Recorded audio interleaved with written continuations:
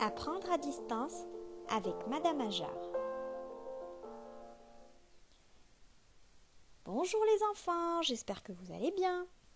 Aujourd'hui, je vais vous lire un roman dont le titre est Le buveur d'encre. Et j'espère que l'histoire vous plaira.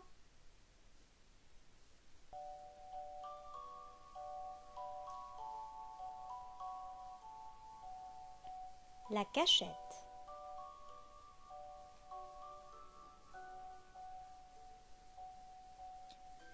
Papa est libraire.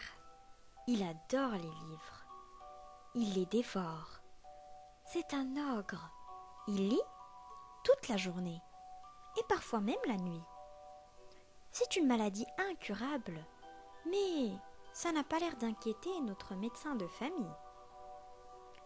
Chaque soir, une nouvelle pile de livres débarque à la maison. Il y en a partout, jusque dans les toilettes. C'est une invasion, impossible de râler. Avec papa, les envahisseurs ont toujours raison. Ils leur parlent comme à des êtres humains. Ils leur inventent des prénoms et les appellent mes petits bouquins. Tous les bouquins sont ses copains. Moi, je n'ai pas de copains et je n'aime pas les livres.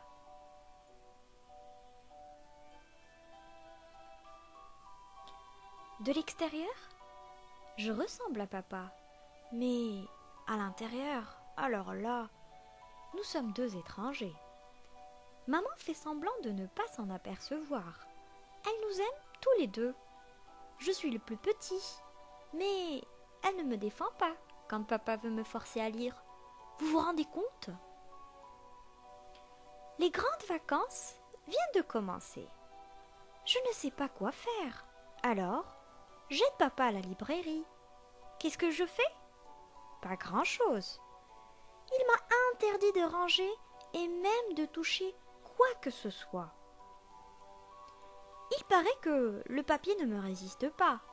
C'est vrai que j'aime bien entendre le bruit d'une feuille en train de se déchirer. C'est beau, comme un morceau de musique.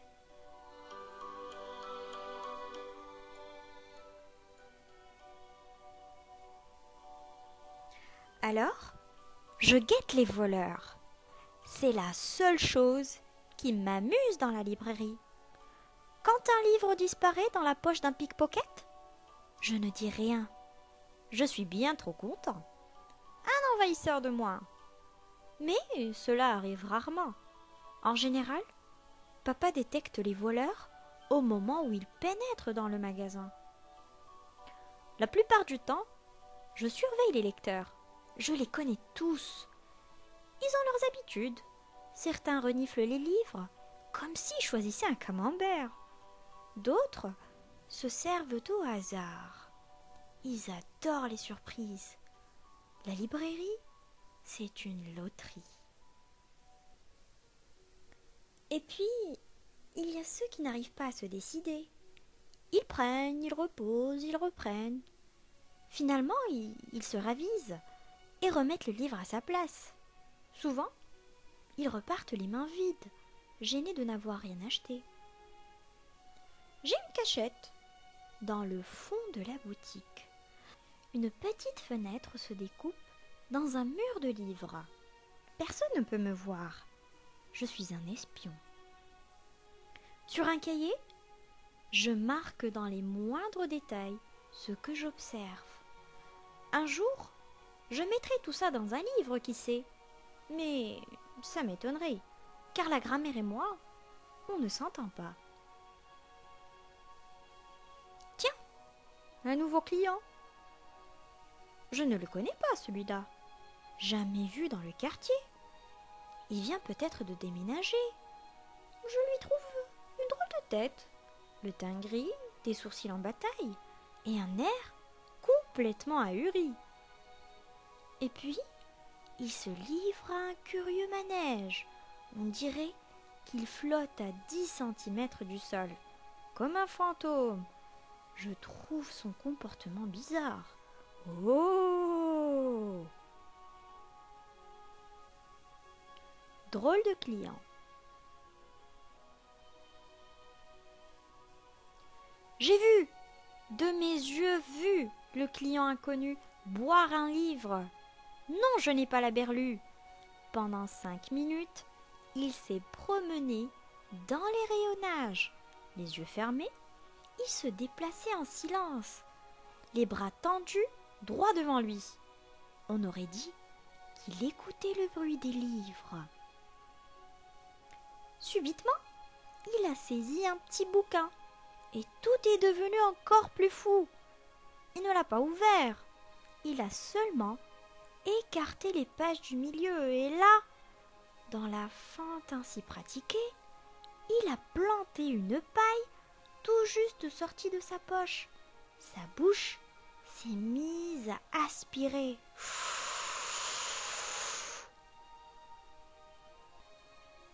Sur son visage, il y avait du plaisir, comme si le livre contenait du jus d'orange et des glaçons. Il faut dire qu'il faisait très chaud, un temps à ne pas s'aventurer dans une librairie. J'ai poussé un petit cri de stupéfaction. Je sais, je n'aurais pas dû. Aïe, je crois qu'il m'a entendu. Il a remis le livre à sa place, a rangé sa paille et s'est dirigé vers la sortie. Aussitôt, j'ai bondi de ma cachette pour examiner le livre dans lequel la paille s'était plantée. Je n'ai pas eu de mal à le retrouver. Il était moins épais que les autres et avait une consistance caoutchouteuse. En le soulevant, je l'ai trouvé d'une légèreté extraordinaire. S'il y avait eu un coup de vent dans la boutique, il se serait envolé.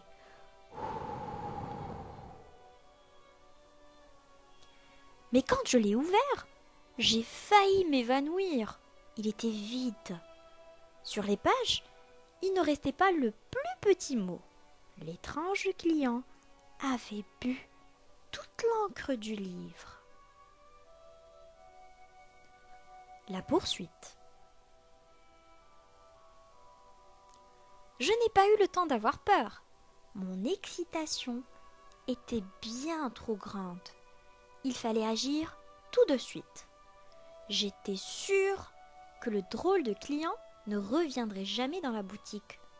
Il m'avait entendu et savait que quelqu'un l'avait surpris au milieu de sa dégustation. J'avais le choix entre tout raconter à papa et mener seule ma petite enquête. De toute façon, papa n'allait pas me croire. Connaissant mon allergie à la lecture, il était même capable de m'accuser d'avoir gommé les lettres une à une. Alors, je me suis élancée sur les traces de l'étrange lecteur. « Où vas-tu » m'a demandé papa. « Je sors !» Dans la rue, le soleil m'a assommé à moitié. J'ai eu peur de m'être décidée trop tard. Le buveur d'encre avait disparu. J'ai choisi au hasard un côté du boulevard et je me suis mise à courir. Slalomant entre les passants, j'ai bien parcouru 300 mètres sans rien voir. Non, non et non! Je ne voulais pas renoncer, pour une fois qu'il se passait quelque chose de pas commun dans ma vie. Je me suis accrochée et j'ai fini par apercevoir mon bonhomme. Je l'ai reconnu à son allure particulière. Il avançait vite, sans bouger les jambes. Tout le monde s'écartait avec crainte sur son passage. Derrière un arbre, j'ai repris ma respiration et je lui ai emboîté le pas. C'est ainsi que je me suis retrouvée devant la grille du cimetière. Vous voulez connaître la suite de notre roman ? Alors on se retrouve tout de suite.